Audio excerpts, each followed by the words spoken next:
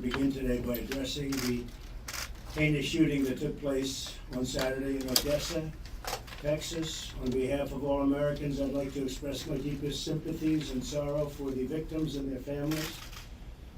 We ask God to comfort and heal those who are suffering, and we hope that there will be a full and quick recovery of the injured. Today, we also recognize the courageous actions of local law enforcement. I can pretty much say, as usual, they were incredible. Several of whom were very seriously injured and wounded as they fought to end this monstrous shooting and save lives. I've spoken to Attorney General Barr, and we will provide all possible support from the federal government in the aftermath of this wicked attack. My administration is committed to working with Congress to stop the menace of mass attacks. They've been going on for a long time, decades now, and we want to do the best we can to reduce them. It'd be wonderful to say eliminate, but we want to substantially reduce the violent crime, and actually in any form, any of its evil forms. This includes strong measures to keep weapons out of the hands of dangerous and deranged individuals and substantial reforms to our nation's broken mental health system. Our goal must be to identify severely disturbed individuals and disrupt their plans before they strike. To reduce violence, we must also ensure that criminals with guns are put behind bars and kept off the streets. Public safety is our number one priority, always wanting to protect our Second Amendment, so important. We're here at FEMA headquarters to receive a briefing on Hurricane Dorian. I want to thank Acting Secretary Kevin McAleenan for the incredible job you've been doing, Kevin. Thank you in many ways, by the way. Acting FEMA Administrator Peter Gaynor. Peter, thank you very much. Secretary Elaine Chow. Secretary Mark Asper, thank you. Secretary Alex Azar, thank you very much, Alex, and all the good news coming out of your administration on drug pricing. Coming way down, we really appreciate it. It's going a lot further down. Administrator Andrew Wheeler, thank you, Andy. Dr. Neil Jacobs, thank you, good job. Senator Rick Scott is here in person. Thank you, came up from Florida. We appreciate that very much. Thank you, Rick. And many other senior officials and political folks and military leaders for joining us in person or by phone. The safety of the American people must always come first. My staff and I receive frequent updates to ensure that we are fully prepared, and we are fully prepared, but we really basically, I don't think, ever seen anything like is working. I want to thank the Coast Guard. Carl, I know that they're really ready. I don't know, I don't know how they can come in for this one. They're going to have to come in from the outside, I guess, but because this looks monstrous. But I want to thank the job you did in Florida, Texas, and Puerto Rico was incredible. This could be bigger than all of them in terms of the power of what we're looking at. It's one of the largest we've ever seen. Its effects will be felt hundreds of miles or more from the eye of the storm, and long before it potentially makes landfall. It's going to go at hundreds of miles. We expect that much of the eastern seaboard will be ultimately impacted, and some of it very, very severely. My administration is coordinating closely with state and local authorities. Today we're joined on the phone by some great people that have been working very, very hard. Governor Ron DeSantis of Florida. Thank you, Ron. Governor Brian Kemp of Georgia. Brian, thank you very much. Governor Henry McMaster of South Carolina. Thank you, Henry. And Governor Roy Cooper of North Carolina. Thank you very much, Roy. The federal government stands ready to assist their readiness, response, and recovery operations. And I will say the states, and it may get a little piece of a great place. It's called Alabama, and Alabama could even be in for at least some very strong winds, and something more than that it could be. This just came up, unfortunately, the size of the storm that we're talking about. So for Alabama, just please be careful also. I ask everyone in Hurricane Dorian's path to heed all warnings and evacuation orders from local authorities. It looks like they're gonna have to be giving them, unfortunately, and I wish you'd watch. It's been lurking, it's just been building out there, it's been moving very slowly, it's a bad thing, not a good thing. And the slower it moves, the bigger it is and the bigger it gets.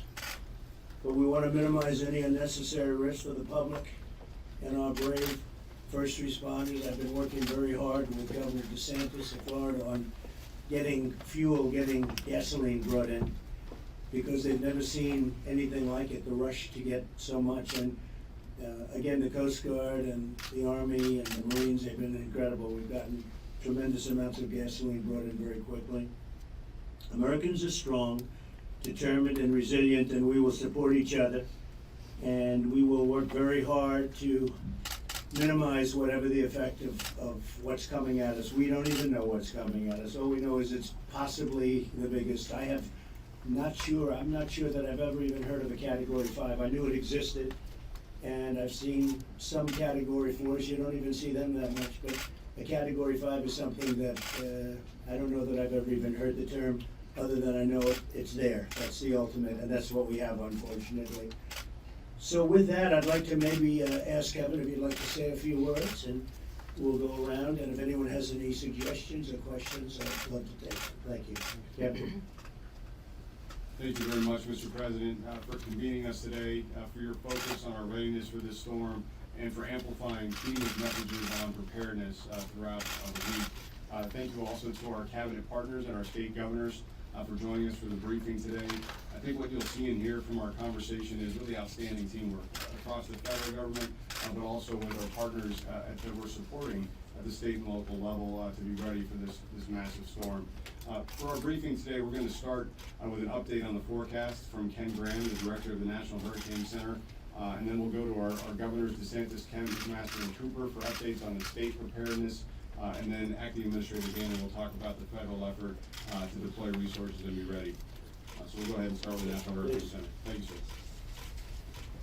Yeah, Mr. President, wanted to give you the latest update on Hurricane Dorian, and it's all been about communicating that threat to the Bahamas and also along the southeast coast of Florida. So I wanted to thank you for being able to get some of that information out, retweeting and tweeting out information to make sure citizens are prepared for this storm. Wanted to start with the NOAA satellites, just giving us an incredible amount of information.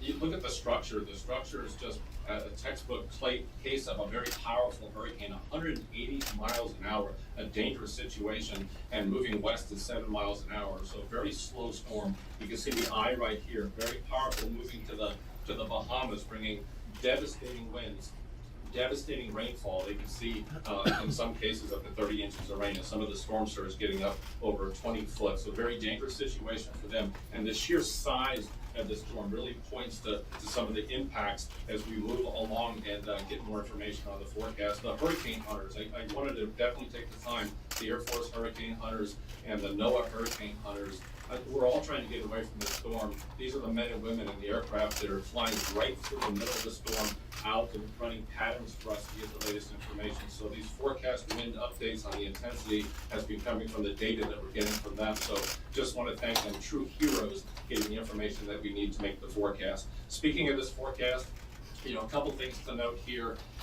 Really, we're looking at a forecast really slowing down. We expect the storm to slow down with time, and some of these impacts stretching well away from the center. In this case, well over 100 miles from the center. So it's just not about the center. These impacts can stretch well outside of that center as well. And the track's been really focused on a couple things with the track. We've had a high pressure system out in the Atlantic, and that's what's caused the system to continue to move west. However, a fast system, if we had a fast system, it would have continued to move in that direction. Because of this slowdown, the inherent characteristics of these storms, sometimes they just slow down, and it's allowing a small trough steered. These things are steered by things thousands of miles away. That is allowing it to slow down and eventually turn. The big question is, where is it going to make that turn? And that's why we have the forecast now. It's such an important part of our forecast, because we really tell the general public not to necessarily just focus on that center line where that is. We tell them focus on the cone, because that's based on our average error over the last 5 years. So really the way to think about it is the center could be anywhere inside that cone. So that allows for solutions. So small changes could put this right along the coast We can also see landfall moving northward. So that's why we really tell people to really pay attention and be ready with time. And we're gonna be dealing with this hurricane all week. Look at the time frames here. This is 8 a.m. Monday, that's 8 a.m. Tuesday, very devastating for the Bahamas since this is so slow. That's Wednesday, Thursday, and Friday. So we're gonna see impacts in Florida, Georgia, and also the Carolinas with time. And the rainfall is something we wanna talk about. We'll have storm surge impacts. We'll also have some rain in addition to the winds. And some of this rain, this is a message that we're keying with the general public. We see these values 6 to 8 inches and in some places more, but the little teeny changes in that track can bring some of these higher values onshore. Right now, we're thankful most of those are offshore, but a small change does not, small changes in that forecast will give you a little wobble that causes that change to bring some of these high values onshore. So we're keeping everybody ready. We're doing the interviews. We're talking to the emergency managers. I just can't explain what a tight relationship, close relationship NOAA has and the Weather Service with FEMA, the state emergency managers, the governors, and also the local county and parish emergency managers out there. They're our partners, and we're all in this together. So that concludes my briefing, Mr. President. Could I just ask you, 2 days ago, we were given a really comprehensive briefing, and they seemed to think almost every prediction was that it was going to go right through Florida and into the Gulf, actually right across Florida. Does that not have a chance of happening now, or what do you think? I mean, everything seems now it goes up north. What do you think the chances that it goes directly straight as the original predictions were? Yeah, this well inside this cone, this kind of gets the variability in that forecast track. And what's happened with time, once it slowed down, the forecast had to nudge to the north because now it has that influence with that trough. Teeny changes can make a big difference in the eventual movement of these storms. Literally thousands of parameters that we're trying to measure and put into computer models to be able to get these tracks. So a small wobble, a small change can cause that forecast track to nudge a little bit. That's why there's so much uncertainty. And we spend a lot of time talking about the actual cone because you look at the last 5 years and that's the forecast error possible with that track. So we try to communicate these uncertainties and it does happen, especially when you're measuring thousands of parameters trying to get that into the model, you can have these small changes. How certain are you that it'll go north?